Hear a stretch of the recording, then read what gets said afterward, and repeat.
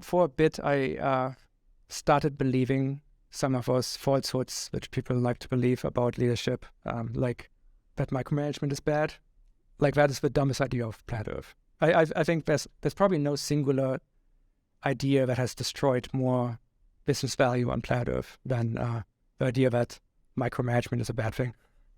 So if you like, you're like, I don't agree with that, or that sounds I crazy. really don't agree. You can't. I mean, you can't micromanage. How do you determine what you micromanage? If you micromanage, you're going to create dissonance within the org because people are like, "Why is he managing them and not me?" And then you're also going to create people who are like, "Hey, he shouldn't manage me," and fuck off. And also, like, you might not be as good as the people that you hire in those roles. You also don't have as much data in those roles as those people. You should work on the machine, not in it. Like, hire the best and allow them to do their work. Yet you're correct in in a frame of reference where the interventions are bad. Let me give you another example. Let's say you're a leader of a team and they're driving the car, and you've just been around there, and like in a straight line where they're going, there's a cliff. Would you not micromanage the steering wheel because that's literally what the situation almost every leader is in right now. I think people are terrified. I think actually as a leader, you have to understand the decisions and mistakes that people have to make to learn versus those that they cannot make to learn. That's true if in the high reversibility case, not true in the everyone's fatally crashing case.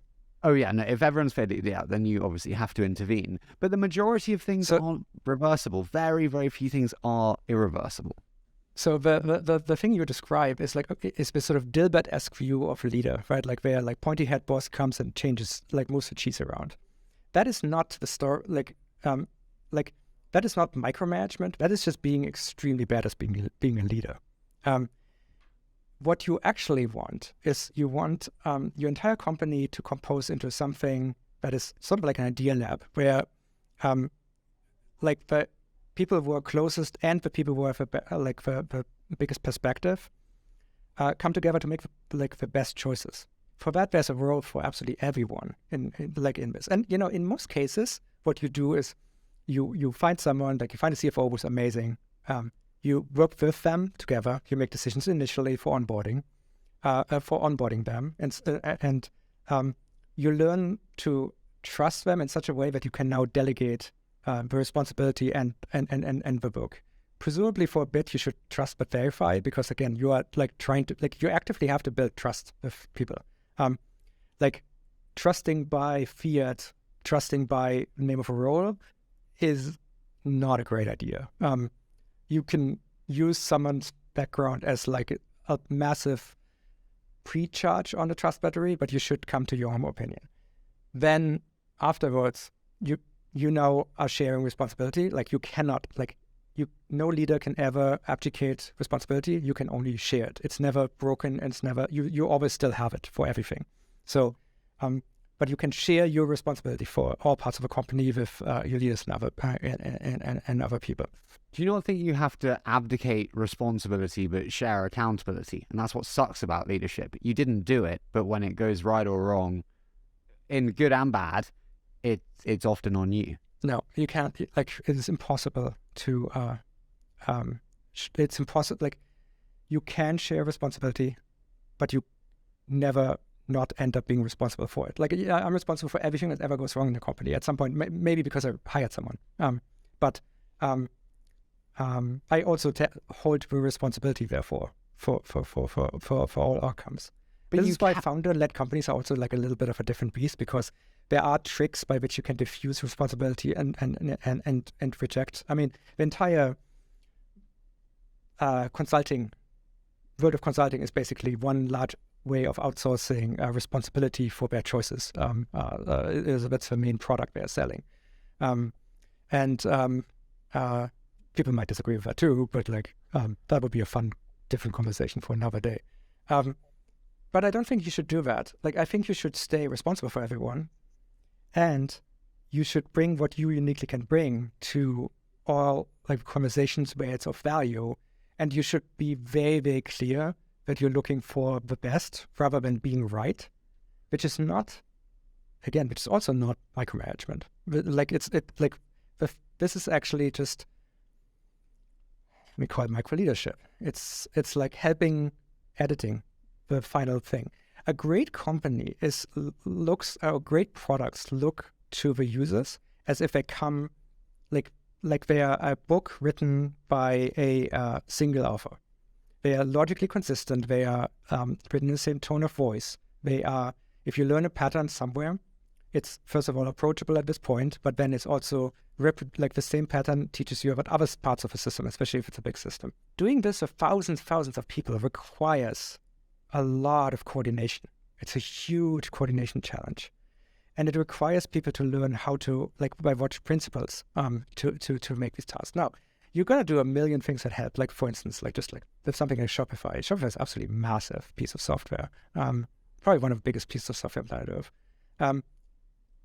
But we also have things like design systems, which we also share with our ecosystems.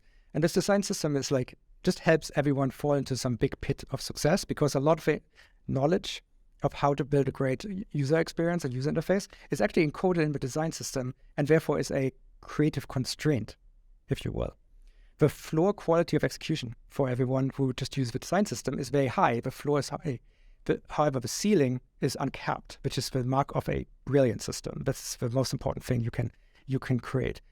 But the process of creating Polaris, this design system, is something that I was involved with, because it has to conform to the aesthetics and my as a founder ideas about what approachable software looks like. That doesn't mean I did all the work and I did the project, but I hold some co-authorship over the creation of it, and that someone would call that potentially micromanagement, saying, "Hey, Toby wants to be part of the design review for the drop-down component and these kind of things."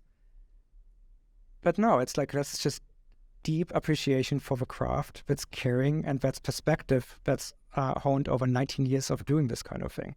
All of this is like, by the way, this is the worst lightning round anyone's ever had, by the way, at this point. Oh yeah, but funny. You gave me this toy. I'm not gonna. But the options you have are infinite. You have an infinite amount of options to become a micromanager on. You said about the drop down there. As you said, it's the most complex piece of software almost on planet Earth. You could choose to be a micromanager across those 30,000 questions. And so you're going to overload yourself, and it's not going to be functional leadership. So you have to at some point not be a micromanager. You have to be able to trust people. You have to work with, like, I do not need to look at drop downs anymore, because I've worked with the Polaris team and trust the leadership and trust the principles. And therefore, we are sharing responsibility for Polaris, but like, I'm extremely confident without looking at all the work. However, if there's like, hey, let's make a new version of Polaris, they know that, like, hey, let's at least tell Toby so he can update his model of what like things are going to look like in a year or two, by when we're done with this, or a couple of months. And so the company understands that information has to flow, and that we work together as a team. And this might outrage you, every great product on planet Earth has been made like this. There's no other option. It is always a collaborative effort of a lot of people, where a common thing is that there's a common culture, common belief system, a common set of aesthetics and things, but also work together of a lot of people from different layers, with no regard for weird sort of post-World War II concepts like org charts and so on, which are like even the military doesn't use org chart, like a chain of commands. In fact, they usually invert, like, the people who are on deployment, like, everyone works for them. And I think the best companies resemble that kind of approach a little bit better. Like Shopify, company made by a crafter and by founders of craftspeople. Again, I literally apprenticed in my craft for craftspeople. And we support the people who are building. But we support them by helping them also know the terrain, know where to go, have a baggage train show up at time, and solve the larger coordination challenges, and help everyone do some of the best work of their careers and their lives together. And this is what it looks like. And you bet this is how Walt Disney designed the parks. This is how Steve and Johnny engaged with Apple. This is true for everything that isn't a sort of pure play product of the orthodox ambient thought of its times.